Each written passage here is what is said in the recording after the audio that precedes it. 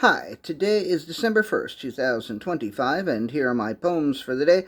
The first one is poem number 1863 for the year, Drunken Pumpkin. That pumpkin must have really tied one on last night, because when I saw it this morning, it was a mere shell, and not even an entire shell, and there were hardly any seeds, like definitely fewer than 20 seeds. So I was like, Pumpkin, are you okay? And Pumpkin was like, get the fuck out of my way. And I was like, I'm not in your way. You're lying next to a tree, and you look like you haven't moved since last night. And Pumpkin said something that sounded like a cross between English and vomit, like, Blishump, blop, fucknees, flucking, or something like that. And I was like, fuck the pumpkin, and I moved on. Poem number 1864. Hello, December. Hello, December. Happy new month. Serve up some snow, some ice, some candy canes, some trees and apartments. 'Tis the season to dress up like Santa and get shit-faced. 'Tis the season to sing carols and eat fruitcake and mincemeat pies. Of course, you can eat fruitcake and mincemeat pies whenever you want, but you never seem to want to when it isn't December, and many people don't want to even when it is December. Anyway, again I say, happy new month, happy last month of the year. Be of good cheer, and try not to make as much of a dick of yourself as you at this year's office holiday party as you did last year. Poem number 1865, The Laminated Sandwich Series.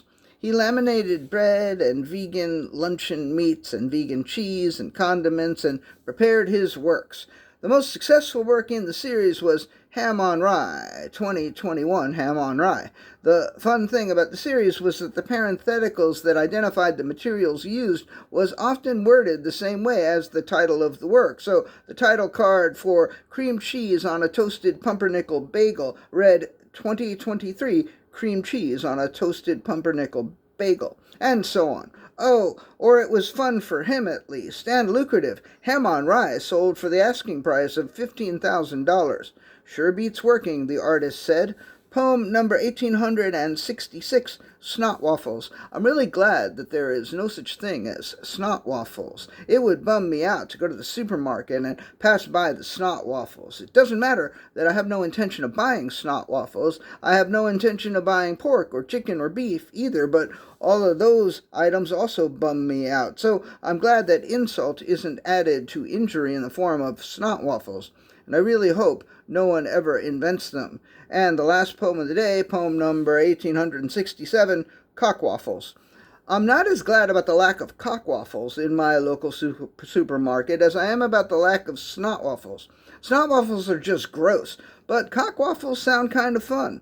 If I saw cockwaffles in the supermarket, I wouldn't buy them, but I wouldn't make it a point to avoid that aisle like I try to do with the beef, pork, and chicken, or like I would do with the snot waffles section, if there was such a thing as snot waffles.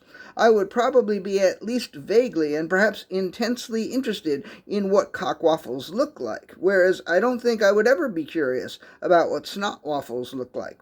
If this puts me in the minority, well, then I'm in the minority. It wouldn't be the first time. All right, that's it. Thank you. I appreciate you.